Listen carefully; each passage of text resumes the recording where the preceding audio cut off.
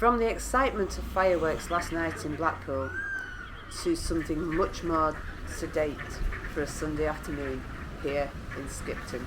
Let's learn some of the history of Skipton and some of the history of the wonderful Leeds-Liverpool canal. And to do that, we are going to take a boat ride. Yes, we are going on a narrow boat. So just sit back, enjoy, and listen to our on-boat commentator as he takes us through some of the history of Skipton and the canal.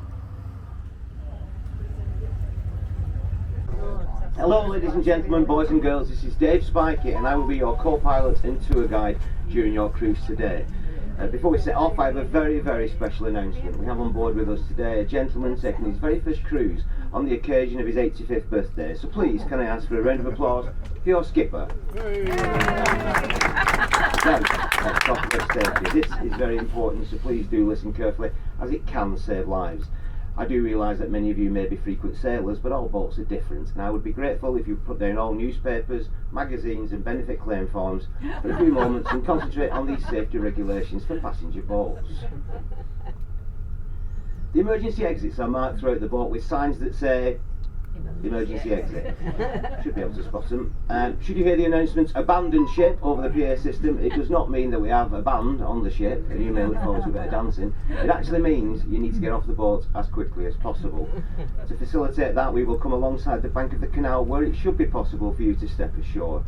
Note that I say should be possible, but that is entirely down to your own agility and coordination, obviously. But it is reassuring to know that the canal is only about 5 feet deep at its deepest point, so neither the boat or yourselves are in any real danger, unless you are a little tiny person. Yes, exactly. That's me.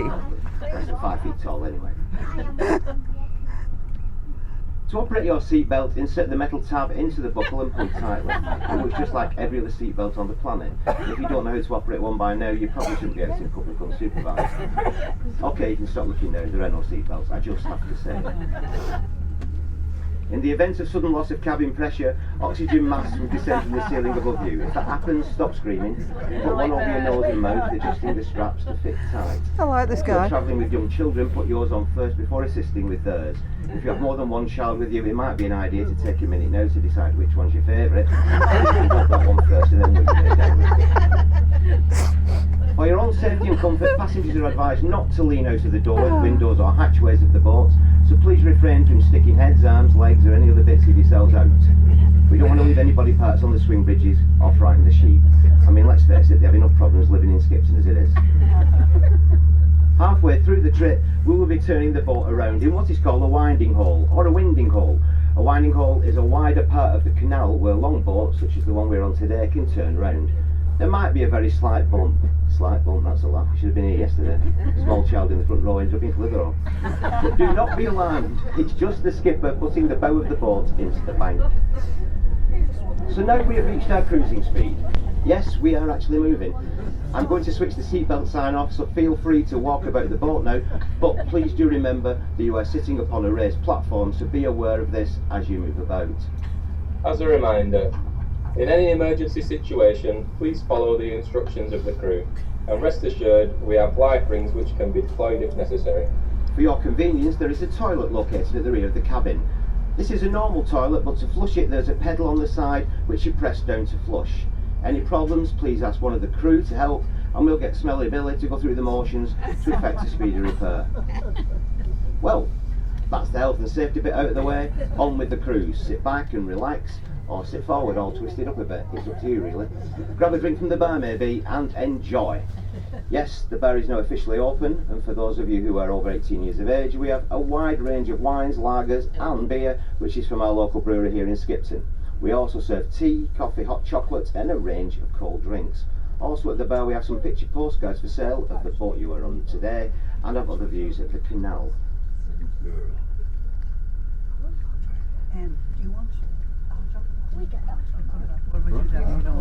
Okay, let's talk about mills, baby. Let's talk about you and me. Let's talk about all the good things I'm carried away there. Skipton boomed during the Industrial Revolution as it lies on the Leeds-Liverpool Canal between the major cities of Any idea? Leeds and Liverpool, correct. And so a great many mills sprung up. As a wise woman, a nun I believe, once sang, the mills were alive with the sound of spinning. In 1785, the first industrial mill in Skipton was built. It was located at the entrance to Skipton Woods and was a cotton spinning mill powered by water. In 1825, an annex was added with steam power. High Mill was abandoned when the lease came up for renewal and could not be renegotiated, whereupon the newly unemployed workers queued up outside Sidgwick's house to give him a good kicking. High Corn Mill on Chapel Hill near the castle, which used to mill corn as early as 1310. That's 10 past 1 in the afternoon to you. Not that early, really. Tenants within Skipton were not allowed to buy their corn from anywhere else and were forced to pay a toll. This only stopped in the 19th century. Bellevue Mills was built on Broughton Road in 1828 by John Dewhurst. It was built and opened as a spinning and weaving mill. 2 years later, however, it burned down. Sounds like an insurance job to me. It was immediately rebuilt. There you go, sorry. But this time it was a cotton mill. In 1852, an extension was added to allow another 385 looms to be housed. And that, my friends, is what is known as a shed load of looms. In 1870, a further extension was added so that by 1882, Dewhurst had a floor area of 20,000 square yards spread over 5 stories and employed over 800 workers. In 1886, electric lighting was installed, which was a great advance because at last workers could actually see what we were doing. Up until then, many of them had actually thought they were looking down the pit. The Bellevue Mills did spinning, weaving, making of sewing cotton. Anybody remember Silco? Really? And dyeing. Bellevue Mill was the home of King's the Cars until 2006, but it's been converted into apartments and accommodation, and is now also home to Craven District Council. Lower Mill, also known as Sackville Mill, was built in 1839 by John Benson Sidgwick on Sackville Street. It was for weft spinning and weaving. That's weft spinning. No, I don't know either. I'd Google it if I were you. It's probably something to do with bobbins. It became known as a silk mill after its sale in 1892 to Rickards of Urton, who used it in silk making. The mill burned down to the ground in 1908. Why, another inferno in Skipton. There's a twisted fire starter about. This resulted in the loss of 300 jobs in the town. And a new mill called Sackville Mill, all marks for imagination, was erected on the same site and later became occupied by Yorkshire Water Authority. In 1877, Firth Shed was built by Samuel Furey, housing 300 looms. In 1906 it was extended to include another 200 looms, and this mill manufactured dyed cotton goods and winces. Winces now, I'm lost. Unless it's something to do with a spider. It was the only thing I know. It was probably only a really small spider, I don't know. Can't remember the spout, as I recall. But Furey didn't make it through the slump of the 20s and sold up to Nutter Limited of Nelson. Just one of the many Nelson Nutters that we know and love today. Weaving stopped in 1970 and Firth Shed now houses the builders merchants and timber yard Merriton Friars. Victoria Mill was the International Textile Company Limited. This is now an apartment building. Park Shed, known also as Wilkinson's Mill, was built in 1889 by Thomas Wilkinson. Wilkinson's Mill is slightly unusual in that A, it is the only mill in Skipton not to be built right next to the canal, and B, it never burnt down. It's set back in the town and was home to Castle Acoustics, makers of hi-fi equipment. Difficult to believe, I know, that they had stereo systems in the castle in the 1800s. Union Mill was a cotton weaving mill built in 1867 by Skipton Land and Building Company, run by Skipton Mill Company Limited. This mill housed 800 looms and manufactured winces, there you go, stripes and checks.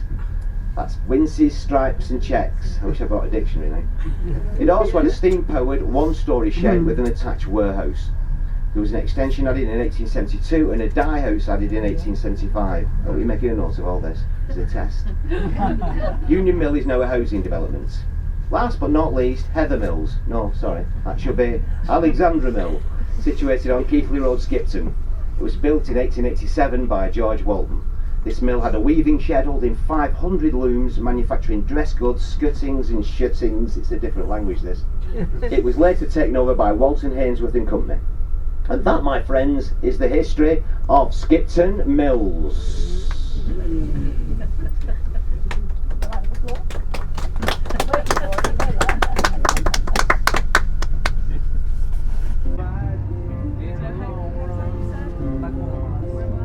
Virginia creeper on that house there. Gorgeous plant. And so to the tail of the canal we are travelling on today. With a main line of 127.25 miles, the Leeds and Liverpool Canal is easily the longest canal in Britain. It links the northwest seaport of Liverpool with the Erin Calder navigation at Leeds, thus forming a through route between the Irish Sea and the North Sea. The Millennium Ribble link now provides a link via the River Ribble to the Lancaster Canal. An extension of the western end past Liverpool Pier Head to join up with the main dock system is now completed. The Leeds and Liverpool Canal climbs away from the Lancashire Plain into the Pennine Hills from Wigan up the famous 21 locks. Now, ladies and gentlemen, boys and girls, I've worked a boat up and down this flight many times, and it is a back-breaking task. You need strength, fortitude and plenty of pies. It's no coincidence that Wigan is the European capital of pies. And here's a little known piece of trivia for you today. The only reason meat pies have a little hole in the top of them is so Wigan people can pick 4 up at once. Having a party, get a fortnight. 2 hands free, get 8. That's Wigan. You quite often in Wigan see signs in the back of vehicles which say, "No pies are left in this van overnight." Oh yes. Every other shop is a pie shop. They've even got a pie Kia, ladies and gentlemen. An MF pie, a pie land, a pie stretcher, somewhat of a pasty actually, I'd say. But that's Wigan for you. Before we leave Wigan, I must add a serious warning to always take great care around canal locks. Locks can be lethal. They are deep and cold and contain strong currents should any of the paddles be left open. I was once knocked off my boat into a Wigan lock by a torrent of water blasting through a gate paddle that some moron hadn't closed properly, and I nearly drowned. But that's another story for another day. You may want to read more about it in my compelling and hilarious autobiography, The Microscope, which is available in many good bookshops and on Amazon.co.uk. So, from Wigan, the canal flows through the long cotton towns of Blackburn and Burnley, where several Victorian mills can still be seen. The summit level traverses some stunning moorland scenery over the backbone of England, plunging through the mile-long Fowridge Tunnel. A cow once fell into the canal here at the Burnley end. Let's call her Betty, and for some reason decided to walk through the mile-long tunnel. Well, that's cows for you, isn't it? All they know is chewing the cud and warning us about rain. Anyway, sometime later Betty emerged at the Fowridge end, and I would imagine that this was quite a surprise for people sitting, fishing or strolling by the canal there. What's that just come out of the tunnel, Wilfred? It's a cow. Of course it is. A cow in the canal. Betty was rescued and taken to a local pub, Thornley Wall, and given a brandy to revive her. There are still photographs in the pub commemorating the event. The canal then begins to descend amidst remote and beautiful countryside through the market town of Skipton into the Yorkshire Dales and on towards the bustling city of Leeds and the heart of the West Riding of Yorkshire. Allow at least a week to get from Liverpool to Leeds, or maybe walk it, that'll be quicker. After Leeds, the Erin Calder navigation opens up a fascinating range of Yorkshire waterways, some once industrial, some very rural. The Yorkshire Ouse takes you to the ancient cities of York and Ripon. The South Yorkshire navigation leads to the restored basin at the heart of the city of Sheffield. The recently restored Rochdale Canal and Huddersfield Narrow Canal now open up 2 fantastic Pennine rings for boaters with more time to spare. The Leeds and Liverpool is a wide barge canal built with locks 60 feet long and 14 feet wide, reaching a height of 487.5 feet above sea level on the summit of Fowridge. The locks between Liverpool and Wigan are longer at 72 feet, as are the 2 on the branch to Lee, where the junction with the Bridgewater Canal allows boats to reach the narrow canals of central and southern England. A second branch links the canal at Burscough with the River Ribble, and now the Lancaster Canal via the small port of Tarleton. The Liverpool end of the Leeds and Liverpool Canal has now been extended past the famous Pier Head and Liver building into Liverpool docks. 1 or 2 facts and figures for you on the Leeds and Liverpool Canal. The construction of the canal was first approved by an Act of Parliament way back in 1770. It took over 40 years to construct, partly due to the fight that they ran out of money at the halfway point. However, it was finally completed in 1816, which, to put it into some sort of time perspective, was the year after Napoleon's defeat at Waterloo and the same year as the invention of the power loom and the stethoscope. So, breathe in, breathe out. Big breaths. Well, not usual. Let's crack on.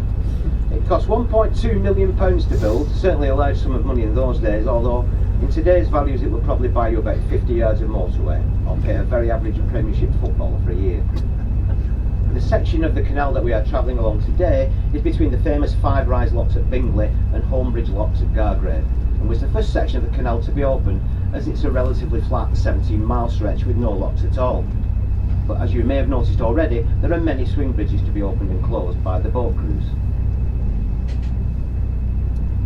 In the heyday of commercial operations, the barges on the canal, which were known as short boats, were transporting millions of tons of cargo every year.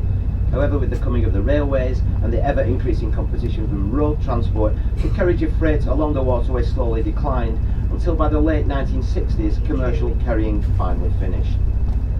There are many great routes out of Skipton. Some might say that any route out is a great route, but it's possible to travel on the canal from Skipton as far south as London, or indeed as far west as Bristol, as this canal links up with the Trent and Mersey Canal, which in turn links up with the Grand Union Canal. So it is possible to travel a long way from Skipton, and to be honest, a great many have done that. In fact, there are over 2,000 miles of inland waterways on which you could travel, but cruising as we do at 3 or 4 miles an hour, it would take quite some time to see the whole system. As a matter of interest, it would probably take you 3 to 4 weeks to travel down to London from Skipton along the canals, plus you would have to go up and down about 550 locks. Certainly not for the faint-hearted.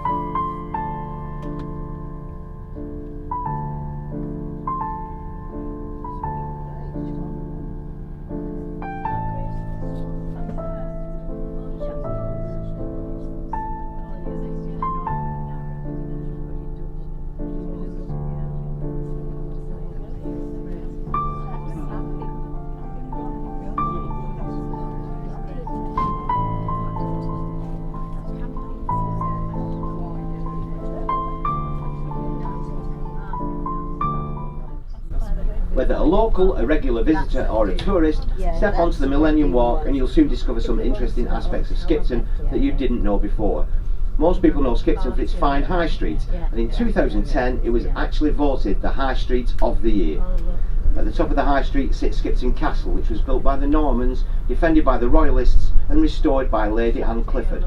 This is a must for any visitor, winter, spring, summer or fall, which is autumn, obviously. The Skipton Millennium Walk pays attention to details of the High Street that may have escaped your attention. Features such as the base of the long removed market cross, or the bull baiting stone, or the vicar's paving. While not entering the castle or any of the churches, the walk takes you conveniently close by so you can explore these separately. You'll enjoy the towpath of the Springs Canal as it meets the Leeds Liverpool, and the colourful barges that ply holidaymakers along nearly the northernmost part of the canal, which is at the nearby village of Gargrave. The railways put paid to the canals as a transport route, and Skipton Station was replaced so that it gave access to Mr Dewhurst's home at Irville. The gardens are now a park and the house incorporated into a school.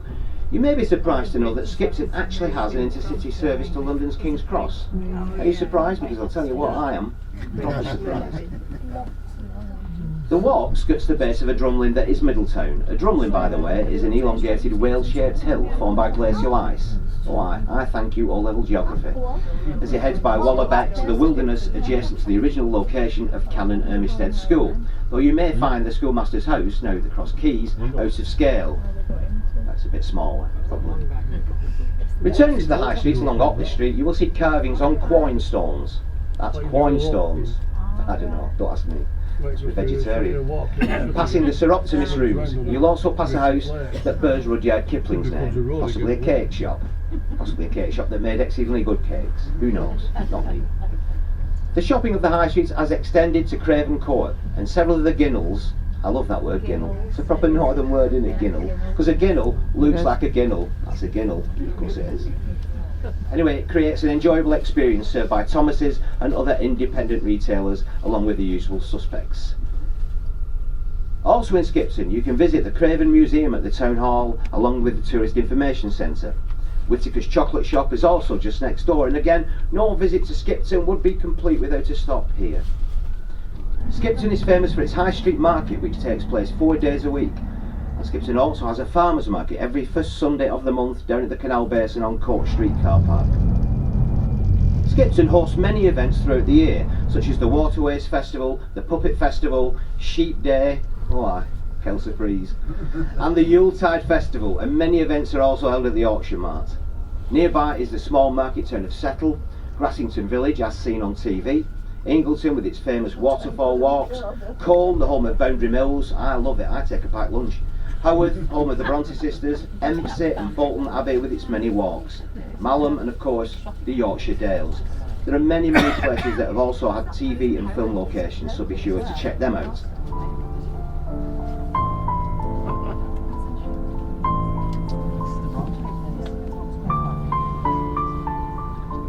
A number of notable people have been born in Skipton. In 1838, the philosopher Henry Sidgwick was born on May the 3rd.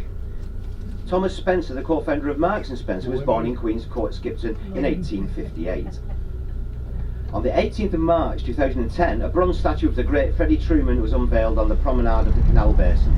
Freddie and his wife lived in the Craven village of Flasby near Skipton. And if you didn't see it before you got on the boat, please have a look when you disembark. Noted in many history books is the biggest punch-up ever to take place in Skipton. It happened on the night of the 16th of August 1842. Over 3,000 got stuck in, and all took part in what was later called the Great Anna Hills Fight. Chartists, Luddites, plug-drawing rioters, call them what you wish. They were all on the march and they were desperate. Meanwhile, in other areas, rioters entered Low Mills, Chapel Hill Mill, and Skipton Woods High Mills, as well as Dewhurst Mill on Broughton Road.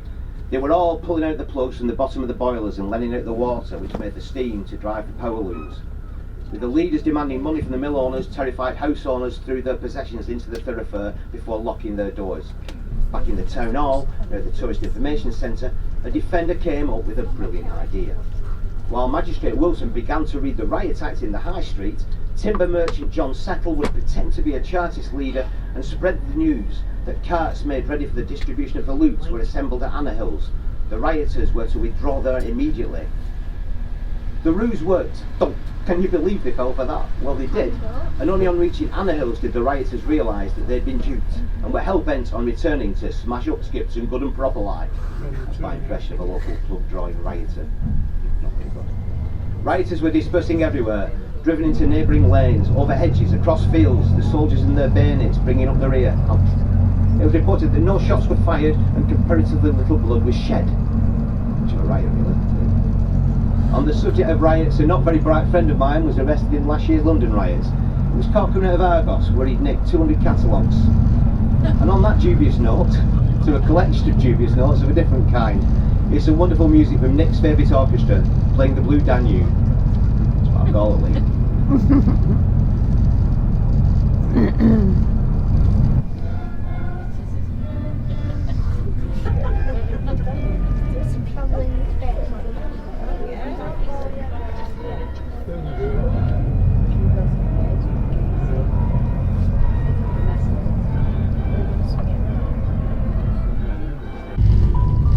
So sorry for all the vibrating noises while we turn around here, but you know, it's what you get when you turn one of these round. So I'm going to wrap that one up there anyway, and I'm going to do the journey back as a part 2 to the video. So I will see you in part 2.